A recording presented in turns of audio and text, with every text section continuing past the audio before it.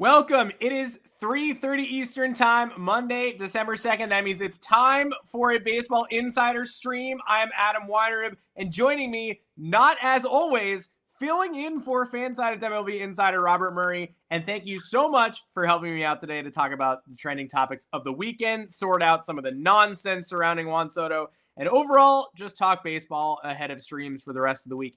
Is Jess Kleinschmidt. You know her from the Athletics broadcast. Jess, thank you so much for coming on to hang out with me.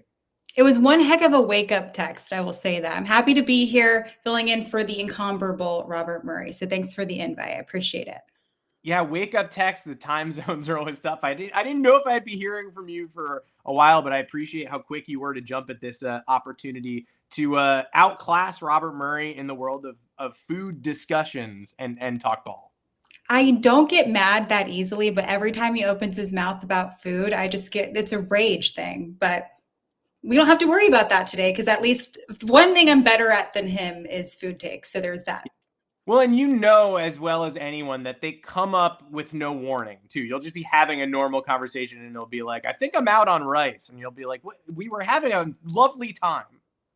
There's nothing more unexpected than a Woj bomb is a Robert Murray food bomb. I will say that.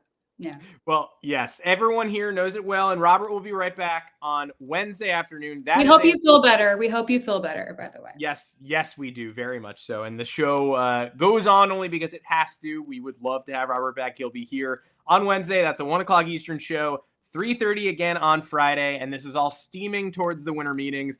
So obviously we've got a lot to talk about, and we'll get to a lot of your questions later in the week as well. And please do join us in the Discord server. Join at either the all-star level or the rumor mill tier. You'll have a private Q&A in there with Robert this week. We're going to hopefully schedule that, so we'll keep everyone posted on when that will occur. But and also subscribe to the Moonshot. I'm always telling people to subscribe to the Moonshot, and I'm going to go ahead and do it again. That's Fansided's weekly MLB newsletter, where the Fansided MLB team, including Robert Murray, will break down all the biggest stories in the big leagues with humor, insight, and behind-the-scenes info. So again, if you're not there, if you're not subscribed, if you don't have your notifications on, do all of those things heading towards the winter meetings when we're going to be catching up with Robert on the ground and answering a bunch of your questions on Wednesday and Friday shows as well. But Jess, I feel like we have to start this show the way that I think every baseball content show has begun today. And the Juan Soto decision, I think a lot of people got swept up in the Red Sox mania of it all over the weekend. Andy Martino came out today, told us all to pump the brakes. John Heyman came out today, told us all to pump the brakes. It might still be a 5-team race between the Yankees, Mets, Red Sox, Blue Jays, and Dodgers, and that might be all we know, and we might never know more until the guy just joins the team. I want to say on the Blue Jays front, I think they're going to ultimately be the bridesmaid scenario. There's always a bridesmaid. It's usually the Giants, but I don't think that's going to be the scenario, especially after the whole Farhan thing. I know you want to talk about Corbin Burns. We can go down that road later. But I think the Blue Jays are going to be ultimately the one that's just sitting there, not catching the bouquet, because there's always one. But the Red Sox scenario is very iffy to me, and it's going to be interesting to see what Breslow does because they really want to even out all those lefty bats in that lineup. And you could do the internal thing. We don't know if they're going to bring Tyler O'Neill back, and Breslow's a very smart guy. And we were talking about what they can do with what they have right now. And Costas, of course, is an interesting factor there. Are they going to trade him? And this is what was weird about that scenario. It almost sounded like, and I read this via like a text, so I could be projecting. Breslow almost sounded offended when they were asking about a trade for Casas. And why would you trade him? Like, Boston loves him, and the fans love him. He's quirky, he's different. I've had so many fun conversations with him. And why would you want to get rid of a guy? I think he evens out how the Red Sox fans are. And I think that narrative is kind of out the door, but you never know. So between that and this rivalry, typically between the Yankees is always going to be there, but I still think it's more toward the Mets. And that has a lot to do with the money. I know you and Robert were talking about that. The pockets are going to get deeper and deeper for Cohen. And I think that's the storyline each and every year. But here's the thing. I think every single year, doesn't matter how much money you throw at the problem, there's always that curse aspect. I know that's not a numbers game. I know that's not the eye game. I just feel like there's got to be dread somewhere where, there's an injury factor. There's something there that always goes awry. And it doesn't matter how much money you throw at the problem, there's always just almost there. It's like the NFL Madden cover curse. There's always something that goes wrong. So I know there's the Yankees versus Red Sox scenario. I just think it's more Mets versus Red Sox than anything. And I think that has a lot to do why the Red Sox are being so quiet about things as far as in the media. The way that they're talking and spending or not spending as of late, I think that there's going to be some moves made. And it could be a scenario where the amount of talk behind the scenes could be geared toward a second best of Juan Soto, which is obviously always going to be plausible. But I think it's more Red Sox versus Mets than Red Sox versus Yankees in that scenario. Yeah, there was a lot of floating information about the Yankees having their limits this weekend and not the same information floating out about the Mets and Red Sox having their limits. The Red Sox have not been in this deep end for a while. The Mets sure have been. We know what Steve Cohen's capable of, but he hasn't really shown us that unmitigated gall yet that, like, people keep saying, oh, well, Steve Cohen can outbid anybody. And Robert said it on the show, ultimately I have a hard time believing John Henry is going to compete financially with Steve Cohen. But Steve Cohen gave Carlos Correa a contract that never materialized. Steve Cohen paid Justin Verlander and Max Scherzer these insane AAVs for the later years of their career, but we haven't seen him go all out 11, 12, 13 years for a monster free agent, for a Juan Soto type. He was in on Yamamoto.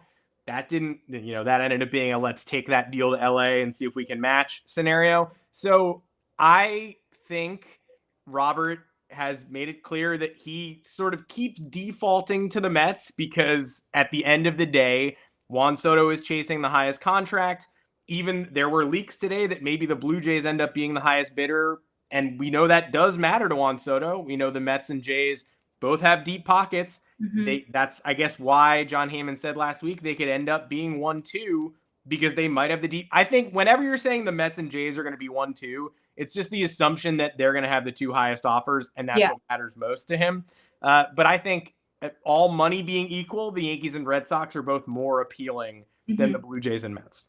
Yeah, and I think from the trajectory of, and Juan Soto is being very smart about this too. I love that he's curious about the farm system and how that's going to look in the next 10 years, 11 years, because we know we're concentrating on the money, and rightfully so, but we often forget, I guess we don't forget, because we know how these contracts in the next 4 or 5 years, rarely are we saying that contract worked out. And that has a lot to do with the fact because injuries happen. We know that, I've covered the A's for as long as I have. We don't know what long-term contracts look like. I remember I was researching recently. I'm like, oh yeah, we had a Yoenis Cespedes contract that lasted more than 2 or 3 seasons. Oh, I remember those days. So I'm not used to seeing those actually come to fruition. And when it comes to these other contracts, a lot of times they're not going to work out, and that's okay. We understand that. And these guys know that, but they have to understand that that's what you have to put in front of them in order for them to accept them. And Soto's looking at this. And if you're one of those people who are obsessed with prospects as far as the list goes, I'm an MLB pipeline girl. You want to do Baseball Prospectus, Baseball America. I understand that. But if you look at that, the way that the Yankees specifically, and the reason why I went towards Yankees is because Steinbrenner was open about the fact that Soto asked about the farm system, and it dipped quite a bit. Injuries happen, yes, of course. And Dominguez was the guy who was concentrating on pitching. And I feel we're in an era of we're backing away from pitching a little bit more and concentrating on more of the position players. That's just my vibe that I'm getting.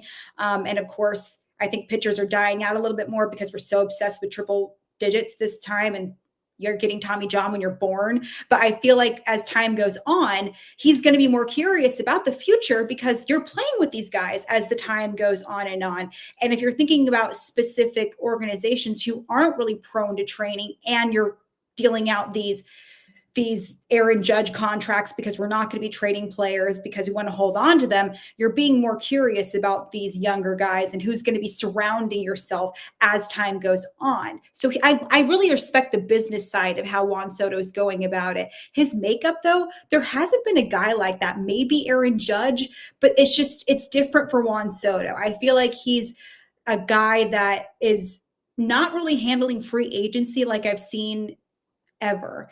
He's a little bit more mature into himself, but like also a polarizing player. It's really hard to define how he is. And I feel like for him, whatever amount of money you want to give him, I think Michael Kay mentioned this, give him 50 million more. And I feel like any amount of money you give him, just me as a person who I really credit the people, and I cover baseball for a living. So I spend a lot of time in these clubhouses. If I call them ex-presh, it's my own baseball stat. I give a lot of the guys like they have a good personality. And if I see them, I would give them more money because of who they are as a person. And he's that guy. And obviously from a New York media perspective, it's different. They're a little bit more ruthless. I'm a West Coast girl. We're more chill, we're more laid back. But for him, I think it's you add more money just because of the person you're getting as well. Fully agreed. And he's been playing that part, the mature portion of free agency, like you said, so perfectly. A lot of people had a field day. And also anytime anyone might leave the Yankees, people sort of have a field day of like, oh, awesome, hell yeah. But he played that end of season press availability where he said, hey, we're open to all 30 teams. Whoever wants to talk to me can talk to me. There are no preconceived notions. That was a masterclass in how to start a free agency. These last couple weeks of taking meetings, watching offers grow, have been a masterclass in this portion of free agency. And Scott Boras is obviously very experienced at leading something like this. But you're right, 26 years old, hitting free agency. There's a reason that we're all knowing that this contract is going to be monstrous, no matter whether it starts with a 6 or a 7. It's the age at which he's reaching the market and the teams that are interested. But he's also behaving like a 30, 31, a much more mature free agent. So match that maturity with the actual youth and the experience he already has, and you get a recipe for this massive deal. It does sound like we might be getting a little bit closer to a resolution. The winter meetings are next week. John Morosi today said, I wouldn't be surprised if we're in the final 10 days, nor would I. I feel like we have to be getting something by the end of the meetings. Now the upset alert is, does he even get it done a couple of days earlier than that, a Friday or a Saturday? But what do you total estimation? How are you feeling like the momentum is going? When do you think we might get a resolution here? It's Boras. So it's very hit or miss. It could be in the next 10 days, but it also could be, hey, we're in February. We just started spring training and it's Boras. He's the most patient man in the world. He will wait. He'll wait. And I don't foresee it in this case scenario, especially with the way that the free agency is, because Blake Snell got signed. And of course, that was always a guy. And I think he definitely had to push the signage because of what he dealt with last spring. And we know spring training is built for the pitchers. That's why it's so long. You have to build up. And I think it was good that Blake waited a little bit because we saw what he was capable of, and we need to give them the benefit of the doubt because starting pitchers do need some time to build up. I don't think we as casual baseball fans who don't play really understood that until we saw why it took Blake quite a while. So I think that was a big push for him. And on the other side of it, I think for this aspect, I think Boras, it's not at like it used to be. And you want to talk about, I've heard agents talk to me about this before, and I don't know how team owners are feeling about certain things. I don't think it's a scenario where like they're annoyed with Boras, but I don't think it's going to be that much of a scenario in this case for spring training.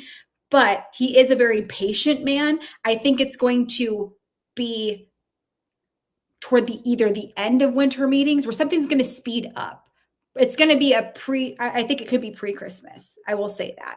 I don't foresee this going to spring training, but I think after the Snell and Edman stuff, things are going to get flowing. And especially with the Dodgers scenario kind of wrapping up, I think they're waiting for the Soto stuff, not necessarily to see where he lands, but maybe he can still land in the Dodger department because they're not quite out yet either. And they may not get they're more in the AAV train as opposed to these long contracts because I know we're going to talk about Nolan Arenado later. It's like, oh, I want to play for the Dodgers. Duh. He's on that team's on everybody's Christmas list right now. It doesn't matter how packed they are and how stacked they are. It's like a joke now. It's like there's always that team. It's like you're going to add somebody. There's no need to, but like, why not? Might as well get some more insurance players. Like, why not? There's nothing. It's not going to hurt your team, right? It's like, why not? Shohei Ohtani. Okay, there's Freddie Freeman. You joke and say 1 through 9. you really have to be 1 through 9 now. You can't just casually say that. And I mean, from a perspective of the schedule of playing everybody now, you have to go out there and do it, because there isn't really a team running away with it every single season because of it. So you might as well be that team now. Teoscar Hernandez is watching this stream right now being like, what'd you say about AAV? Like, are the Dodgers out on Soto? What are we doing? Like, he's watching. All these people do want to join the Dodgers, including people who want to rejoin the Dodgers, which does bring us to the Nolan Arenado Instagram post that I think went up yesterday. And obviously people are talking about it because it's the point in the offseason when you're looking at clues, you're looking at breadcrumbs. We know Nolan Arenado is more likely than not to be traded by the Cardinals. We know he's probably going to have a pretty solid say in dictating his next destination. We know there were rumors that, hey, I'll move to first base. Whatever it takes, whatever my new team needs flexibility-wise, I got your back. Like Yankees, I know you need a first baseman. Anthony Rizzo finding a new home. Perhaps give me a try. Like, he's certainly amenable to changing his ways based on whatever situation he lands in. But he did use a Kendrick Lamar song, Dodger Blue, to underscore his latest Instagram post. He's had chances to go to the Dodgers in the past. When he was a Rockies trade candidate, he could have funneled himself there, and he didn't. Ended up going to St. Louis instead. Maybe he believed in that team more than he should have. Either way, the Goldschmidt-Arenado era is coming to an end now, and that Dodgers song is a pretty solid hint of somewhere that, hey, you said it yourself. Who doesn't want to go to the Dodgers? So meaningless, meaningful. I mean, look, whether he goes there or not, he obviously would enjoy being a Dodger. I don't know if this makes sense for Los Angeles. Finally regressed to the mean sort of an OPS plus last year, roughly average hitter, still a Gold Glove. Curious your thoughts, though, on both the fit and on rumor season when you've got players sort of signaling where they want to go. Like, are you in favor of players just dropping those breadcrumbs? Like, putting I love LA in an Instagram story? Like, I'm not sure what we're doing here and how much.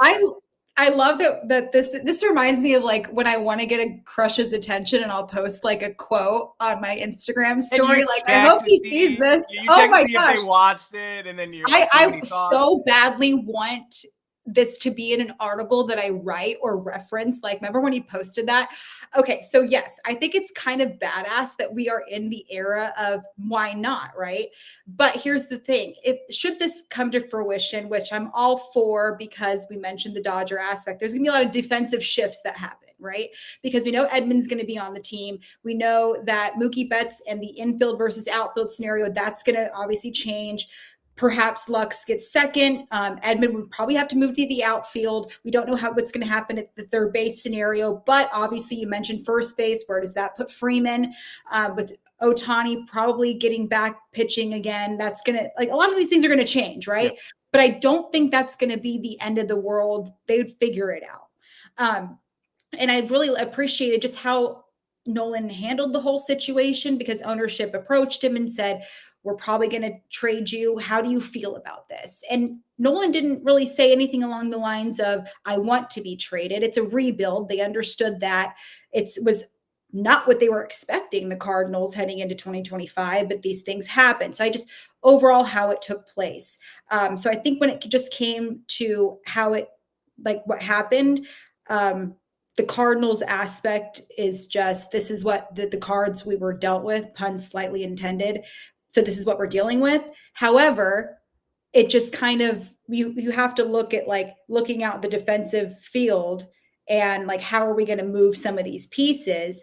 But I don't think that's a difficult job. It's one of those like, oh God, we have another 8-time All-Star. What are we going to do? But here's the thing though, too. He's got every single, solo accolade you could possibly get.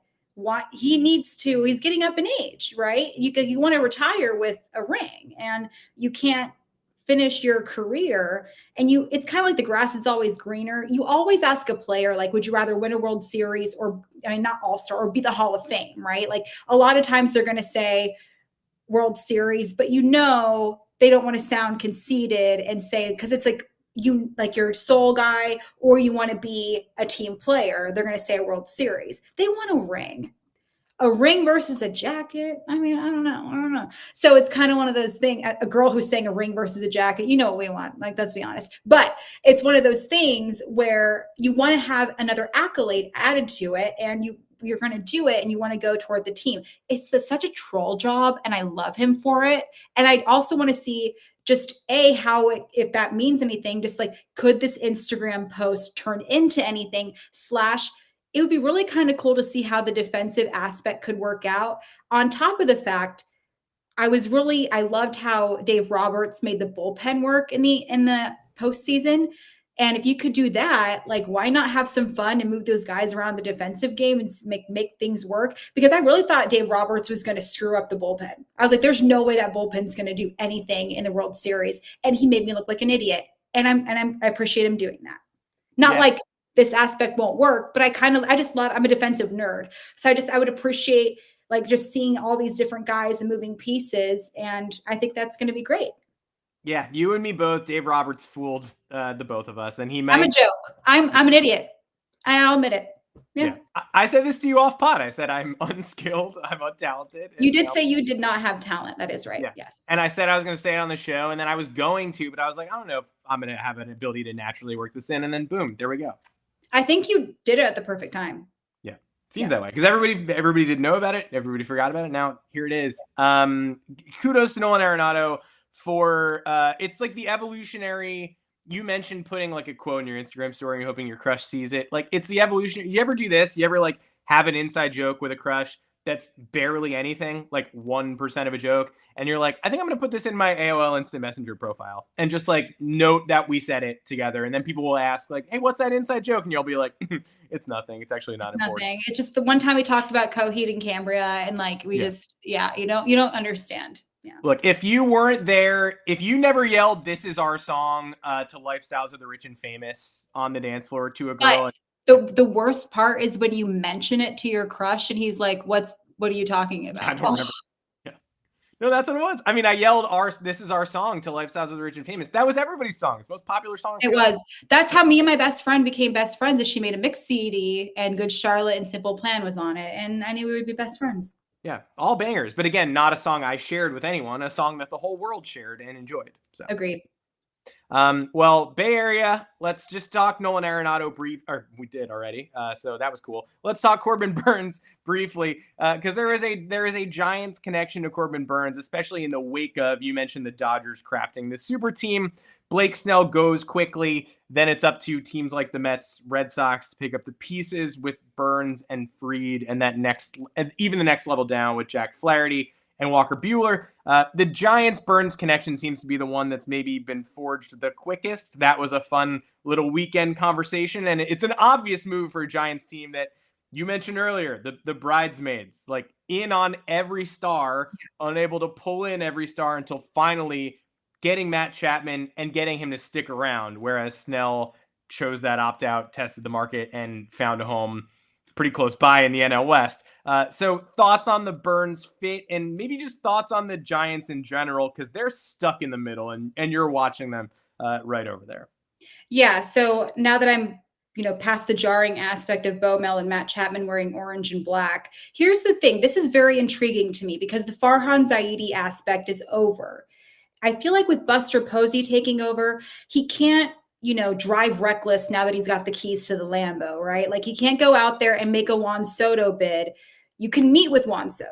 I think that that's fair. You want to show that you want to make an effort, but you want to make somewhat of a splash. So you want to go after the top guy who's going to be pitching at a pitcher-friendly park. So you're going to go after Corbin Burnes. You're going to add him to a rotation that has Logan Webb, who's a phenomenal pitcher. And you can never argue with joining a rotation with one of the most fun guys in the world. You're going to have so much fun. You're going to live in San Francisco. The numbers are there. And you want to make sure that you can spend the money on him. And you're going to give him enough money. And the price tag is going to be high enough where a lot of other teams are going to bow out. So I think that that's certainly an aspect. You talk to Buster Posey, who knows what it's like to have a really good battery made, who knows how to handle that aspect. And so when you're joining the front office, you want to make sure that you're making an executive decision. You want to prove to Larry Baer that he made the right decision to have you in the front office. And you want to start your new job, this new era. And like I said, not doing anything reckless. You don't want to go out there and make stupid decisions. Like I said, not be the bridesmaid, not going out there making Aaron Judge type of attempt. No, Giancarlo Stanton, Bryce Harper, the list goes on. And plus, I think, hitting wise, I think they can go out there. You mentioned Matt Chapman. I think he's going to try to get back up there as far as his hitting goes once again. Maybe they try to get another Soler type. I don't think that they're going to try too hard to go after a Juan Soto because the money factor. And it's really easy to kind of convince people to come over to the NL West, because here's the thing. You mentioned the NL West. The Padres next year, it's personal. It is absolutely personal. And all they want to do is beat the Dodgers, but they want to beat the crap out of the Dodgers. And how they got there, the postseason was one thing. There was something so magical about their 2024 season. And it was backed by those amazing fans and what they did with Jackson Merrill. And it was just fantastic. I don't even know how to describe it. And I think what they want to do is make sure that they leave nothing behind in 2025. And then you have, of course, the Diamondbacks, who don't really make it easy on anybody else. But we also know the schedule isn't really giving them a lot of exposure. But when it comes to just how the Giants are, you mentioned right in the middle. I know Bo Mel personally, he doesn't want to retire without a ring. I don't think he's going to get one, but I really think he wants to make something out of this. He's a competitor. And I think with the way that things are going, they have a really decent farm system, of course. I think things are going really well for them. They want to prove that. And I think as time goes on, you have to get a strong enough pitcher, because they've always put a lot of, pride in their pitching, and they have a really decent coaching aspect when it comes to their pitching. You have to start with Corbin. And I think the way that Buster Posey wants to show that is by getting a guy like that with the money. Not a problem. Larry Baer will give him the money, and you can't make too big of a splash. And I mentioned that. Give him the keys to the Lambo, but you're not going to drive it off a cliff. Like you mentioned earlier, I think Bo Mel is a prime candidate to get the jacket, but he does need a ring in order to ensure that. So good start. Well, Jess, thank you so much for joining and co-hosting today on the Baseball Insider stream. This was a big hell yeah for me. A great time. Before we sign off, do you have a very normal person food take that is going to make Roberts, look like the, disasters that they are? Do you have just like a standard Thanksgiving, do you have a side dish that you make or you get to have with your family that you're like, everyone should taste this? Where are we at? I will say, I just got introduced to macaroni and cheese as a Thanksgiving dish in the last 3 years. Mm-hmm. I didn't know that was a thing until my brother's wife, my sister-in-law, was like, she spoke up. God love her. She's like, we don't do macaroni and cheese. And I was like, yeah, I didn't. And she goes, why don't we do that? And then she's so brave. She brought mac and cheese, and I loved her a little bit more ever since. But I will say, I would probably love, if I ever die, which I think we all will. Yeah, sad a little bit. Yeah, we're probably going to die. I want to be buried in mashed potatoes and gravy, and those mashed potatoes better have lumps in them, or I'm going to stay alive. Just, bury me in mashed potatoes with lumps and gravy. Thank you. First of all, extremely doable. Second of all, huge mashed potatoes and gravy fan as well. I feel like they don't get the love, and a lot of people disrespect turkey. With turkey drippings too. Yeah. With whatever, drip whatever in there. Yeah, I'm all on board. Great food take. Obviously, Robert, you have been called out. Your takes are trash. That one is good. Jess, where can we find you? I know you're on Twitter. Have you made the leap to Blue Sky? It's very confusing. I haven't yet. It's taking some time. It's weird though. For the first time ever, losing 1,000 followers didn't bother me, because I understand when people are leaving Twitter. I'm like, let me help you pack. I got you, boo. I understand. You can follow me on Twitter /X at KleinschmidtJD, and on Instagram at Jessica Kleinschmidt. I'm doing TikTok too. The millennials doing TikTok at Jess Kleinschmidt. I'm trying to do a day in the life of a broadcaster, reporter. It's not right now because I'm not doing anything. But when the season starts, that's where it's at. Yeah. Yeah, I'm on TikTok. The baseball insiders heads know I'm on TikTok, and I do comedy videos there that are very big departure from baseball content. But I have no editing skills. That's the problem. Like if you do a day in the life, you really need to be good at like clipping, and I just haven't. Yeah, I don't like the cringe of putting my phone up and then acting it out and then going up. But you got to do it. You do. God. It's embarrassing, but you got to do it, It's a cringe platform. It's a cringe year, but you know gotta what? Cringe. Yeah. If you're not cringing, you're not growing. I literally saw that in a TikTok, so it's legit. I put that on my Instagram story. I'm hoping that someone sees it. Beautifully done. Yes. That is a quote. Well, Jess, thank you for being here. Everybody else, please join us Wednesday afternoon, 1 o'clock Eastern. We'll be back here with Robert on the channel.